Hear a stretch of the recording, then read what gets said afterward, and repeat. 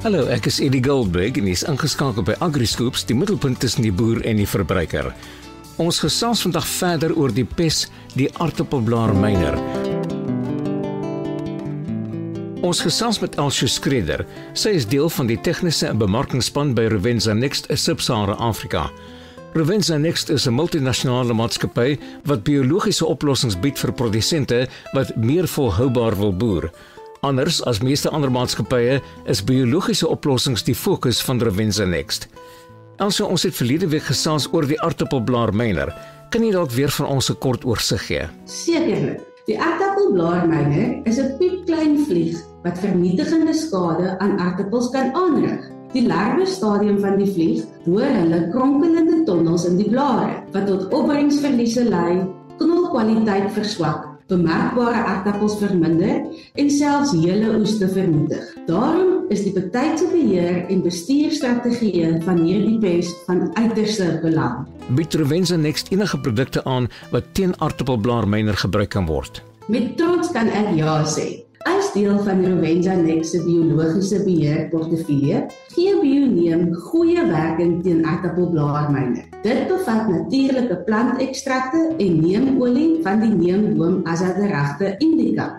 Kan jy vir ons verduidelik hoe werk die produk Bioneem? Volgens IRAC, wat die internasionale liggaam vir weerstandsbestuur teen insektedoders is die metode van werking van Azadirachta verklaar as onbekend. Dit is oor neemolie veelvuldige metodiks wat werking het, sowel as verskeie teikenareas affekteer.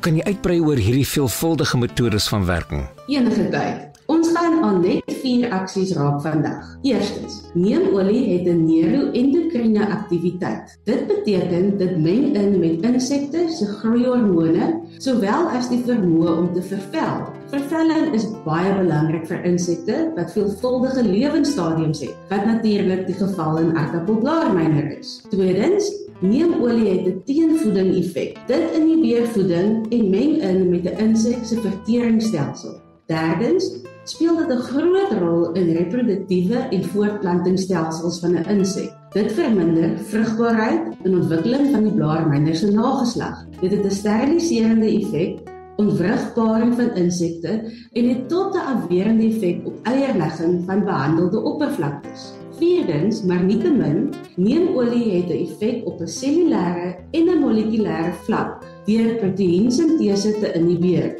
En ons almal weet hoe belangrik proteïene is. Hierdie inhibering kan lei tot verlamming van maagspiere, nekrose van 'n insek se ingewande. Dit veroorsaak ook dat nuwe selletjies nie kan ontwikkel in die maag en ook dat daar nie die nodige ensieme is nie. Nou, wat kan ons verwag van Bioneem in terme van werking?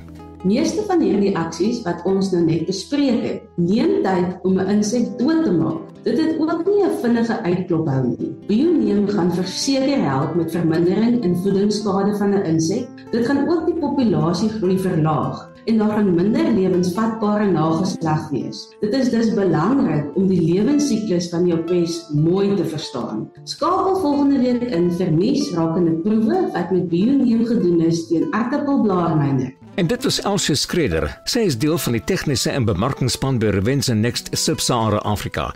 Dankie dat jy vandag by ons ingeskakel het.